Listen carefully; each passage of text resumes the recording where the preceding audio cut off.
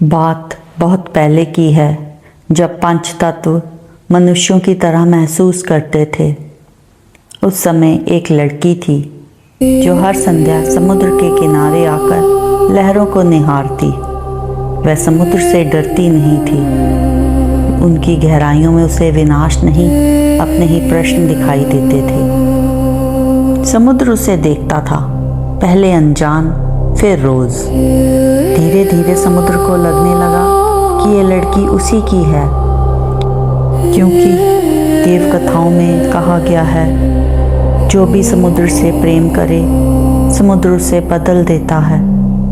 लेकिन समुद्र पर एक पुराना श्राप भी था, जो उसे समझ ले वह उससे दूर चला जाता है।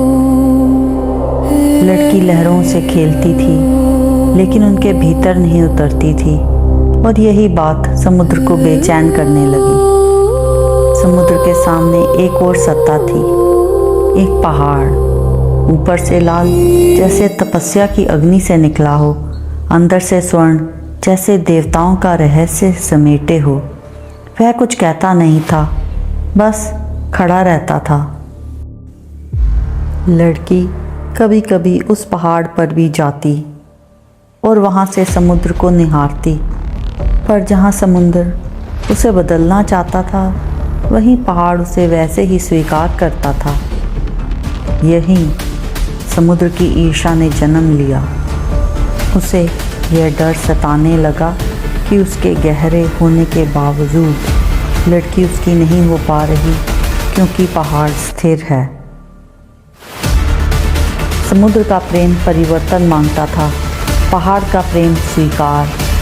और जब कोई तत्व अपने स्वभाव से हार जाता है, तो वही प्रेम ईर्ष्या बन जाता है। एक संध्या लड़की ने पहाड़ की ओर देखते हुए कहा, इतनी मजबूती में इतने शांत तुम कैसे हो सकते हो? बस यही शब्द समुद्र ने सुन लिए और उसने गलत अर्थ निकाल लिया। लहरें ऊंची हो गई, आकाश मौन हो गया। समुद्र गरजा, अगर तुम्हें ठहराव इतना प्रिय है तो उसी के साथ सदा के लिए ठहर जाओ। धरती कांपी, लड़की के पांव भारी होने लगे, सांसें पत्थर सी ठंडी हो गई और वह पहाड़ से जुड़ती चली गई। वह पहाड़ बन गई। युग बीते, देवता बदल गए, आज भी दो पहाड़ समुद्र के सामने खड़े हैं, ना झुकते हुए ना बहते हुए।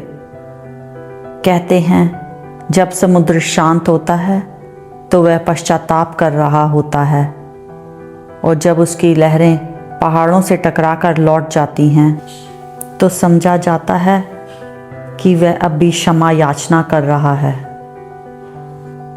लेकिन पहाड़ कुछ नहीं कहते, क्योंकि वे जानते हैं यह श्राप नहीं था, यह एक देव परीक्षा थी, और उस लड़की ने उसे पार कर लिया था। सच है, कुछ लोग बहने के लिए नहीं, खड़े रहने के लिए जन्म लेते हैं।